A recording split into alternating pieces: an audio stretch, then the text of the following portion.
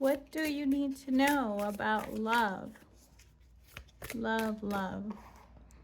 That's the deck I'm using. Let's see what's coming in. Spiritual. Your spiritual journey is beginning. I feel like with this, it's speaking directly to that part of yourself. Okay, let me explain the hit that I got. When this card came out, I felt like in the past there was not, you didn't have a spiritual safety in your relationships.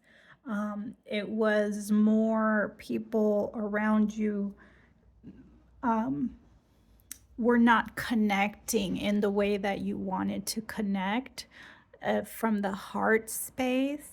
And I'm feeling like a new beginning is coming in with a person that will understand you and will be able to see that beautiful side of you. I do feel with the dove here of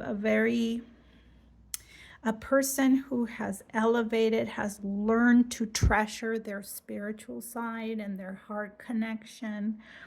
To you, that's going to be important in your next relationship or in your current relationship. It's going to elevate to a more heart to heart connection here. Let's see if there's another message for you. But I do feel a very a connection that you haven't been able to experience in the past, but that you've craved. It's almost like in the tap of your hands. I do feel for some of you, and this is going to be very specific, that you almost felt like this was never going to happen, like it was at your fingertips, but almost like that part of yourself you thought you had to release or let go. But I do see a counterpart who's going to understand that side of you. Okay. Boundaries. Having sensible boundaries.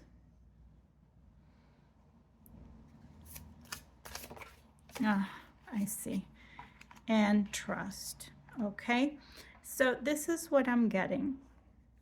Past relationships have taught you to go to your shadow, because I was called to look at the shadow. The shadow in mysticism is the parts of ourselves that we have repressed, the parts of ourselves where maybe you got the message that you didn't deserve a person that would connect with you in that level, and going through that within yourself helped you create boundaries, and that is leading you with this path here in the right direction.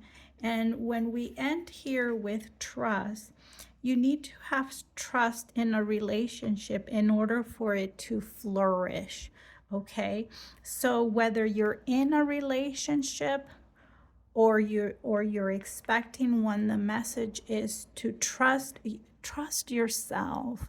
I feel like for some of you, you've been craving, like you almost want to touch that connection with another, but for some of you, you're still working with that shadow self. So we have to go deep and explore what it is that's keeping you afraid, or perhaps longing for something, so you could go in that path. But I do feel a union, the beginning of a union. I mean, we have the symbol of contract or marriage here. We have beginning, we have flourish. And so I feel like it's just a matter of releasing some of those fears and that shadow and create boundaries, because you do deserve this type of connectivity. A spiritual connection is one where your essence is honored, where the person can see past the material or the physical and can see you for who you are. And at the end of the day, we all wish to be seen at that level, right? But in order to do that, we have to go deep and also see ourselves. See ourselves, trust the type of boundaries that we've put in place. But I do see here a new beginning. Okay? So, look at the top of the deck. I felt like getting it. True love. True love comes when you least expect it. I told you, I kept sensing that, and I felt, you know, I have the deck here. I felt like pulling the card. There's something coming in. There's something coming in that's very connected to you.